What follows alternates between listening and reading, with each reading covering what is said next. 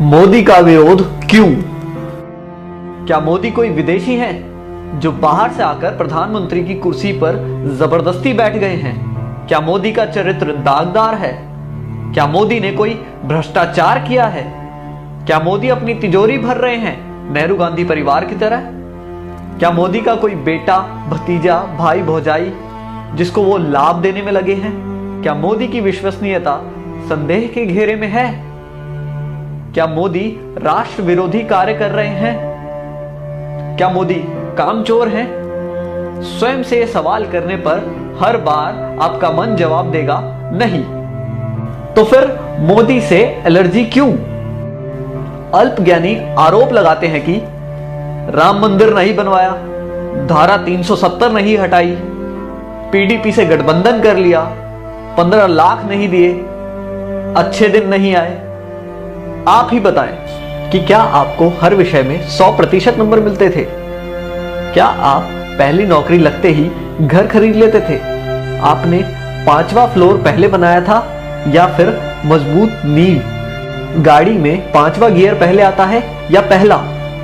उदाहरण और भी जोड़ सकते हैं। कोई नहीं बताता कि अगर मोदी नहीं तो और कौन? कौन बना सकता है स्थायी सरकार? कौन बनवा सकता है राम मंदिर? कौन हटवा सकता है धारा 370? कौन करवा सकता है किसानों की सुरक्षा? कौन कर सकता है भारत की रक्षा? ये एक साजिश है लुटेरों की, ताकि आप फंस जाएं और इनको लूटने को मिले। मई 2014 से आज तक सारे चोर चुहार, देशद्रोही, आतंकी टाइप के लोग पगड़ाए हुए हैं। जरा सोचिए, अगर आपने आज मोदी का साथ नहीं दिया तो जैसे वाजपेयी सरकार के जाने के बाद सोनिया की गुलामी 10 साल करनी पड़ी थी, अब की बार शायद 100 साल से भी ज्यादा करनी पड़ेगी। खून के आंसू रोना पड़ेगा। एक बार जरूर सोचें। हमने अपने देश की बागडोर मोदी जी जैसे एक ऐसे मजबूत और ताकतवर व्यक्ति के हाथ में दी है जो देश के 125 करोड़ हिंदुस्तानियों के भविष्य के बारे में 24 घंटे सोचते हैं और उनके भविष्य को संवारने के लिए निरंतर कार्य कर रहे हैं। मीडिया और लोगों का विरोध सुनकर भी वे देश के भविष्य के लिए कार्य करते चले जा रहे हैं।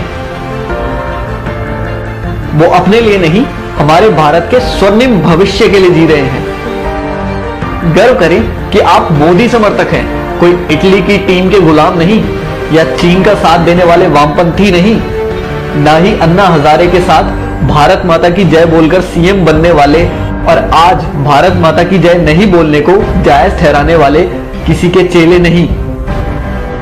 आप ही बताइए, जब देश का बंटवारा हुआ तब सरकार किसकी थी?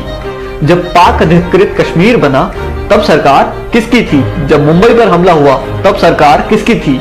जब चाइना ने जमीन हड़पी तब सरकार किसकी थी? जब वीर सैनिकों के सर काट के पाकिस्तानी ले गए तब सरकार किसकी थी? बोफोर्स का घोटाला हुआ तब सरकार किसकी थी? सैनिकों की वर्दी पर पैसा खा गए, वो सरकार किसकी थी? सरदारों का कत्लेआम किया, वो सरकार किसकी थी? शिमला का समझौता कर देश की बेशकीमती जमीन पाकिस्तान को दे दी गई, तब सरकार किसकी थी? आसाम में हिंदुओं का खून बहा, तब सरकार किसकी थी? कश्मीरी पंडितों को मारा गया, तब सरकार किसकी थी? कॉमनवेल्थ घोटाला, कोल घोटाला, 2G घोटाला हुआ, तब सरकार किसकी थी? दूरदर्शन के मोनो से सत्यम शिवम सुंदरम हटाने वाली सरकार किसकी थी? भारतीय मुद्रा से सत्यमेव जयते हटाने वाली सरकार किसकी थी? वंदे मातरम का अपमान किया, वो सरकार किसकी थी? क्या आप जानते हैं इंदिरा गांधी के रास्ते में आने वाले लाल बहादुर शास्त्री की ताशकंद में रहस्यमय हालत में मौत हो गई। नेहरू के लिए खतरा बन रहे श्यामा प्रसाद मुखर्जी और दीनदयाल उपाध्याय की हत्या कर दी गई और पुलिस ने आज तक इस साजिश से पर्दा नहीं उठाया। राजीव गांधी के लिए चुनौती बन रहे वीर बहादुर सिंह की पेरिस में मौत हो गई, जबकि उनको हृदय की कोई समस्या ही नहीं थी। सोनिया गांधी के खिलाफ कांग्रेस अध्यक्ष का चुनाव लड़ने की 2 लोगों ने हिम्मत की, राजेश पायलट और जितेंद्र प्रसाद। राजेश पायलट की कार को एक रहस्यमय तरीके से ट्रक मारकर गायब हो गया और जितेंद्र प्रसाद बरेली के एक सर्किट हाउस में मर गए। इनसे पहले सोनिया को चुनौती देने वाले सीताराम केसरी को पार्टी से भगा दिया गया। राहुल गांधी के लिए खतरा साबित हो रहे माधवराव सिंधिया एक प्लेन एक्सीडेंट में मारे गए, जबकि उनका प्लेन ब्रांड न्यू था, उसमें कोई समस्या नहीं थी और किसी भी मौसम में उड़ने का सिस्टम लगा था। कांग्रेस और विदेशी कंपनियों के लिए खतरा बन चुके राजीव दीक्षित की मौत हो गई। राजीव भाई की मृत्यु की खबर किसी मीडिया चैनल ने नहीं चलाई। मित्रों, जो भी इस परिवार के अत्याचारों के खिलाफ आवाज उठाता है उसकी रहस्यमय हालत में मौत हो जाती है। शशि थरूर की पत्नी इस बात का एक उदाहरण है। संविधान की धारा 30A के तहत विद्यालयों में गीता रामायण पढ़ाना क्यों प्रतिबंधित है और मदरसों में कुरान और ईसाइयों को बाइबल पढ़ाने की छूट है। हिंदू मंदिरों और तीर्थ स्थानों के चढ़ावे पर 70% सरकार का हक, मस्जिदों और मजारों पर चढ़ावे का पूरा हक उन्हीं का, साथ ही सरकारी अनुदान। बाबा अमरनाथ और कैलाश पर्वत की यात्रा पर सरकार को टैक्स, लेकिन हज यात्रा पर सब्सिडी। इच्छा है तो इस मैसेज को आगे बढ़ाएं, वरना स्वयं को भारतीय कैसे कहेंगे। जय हिंद।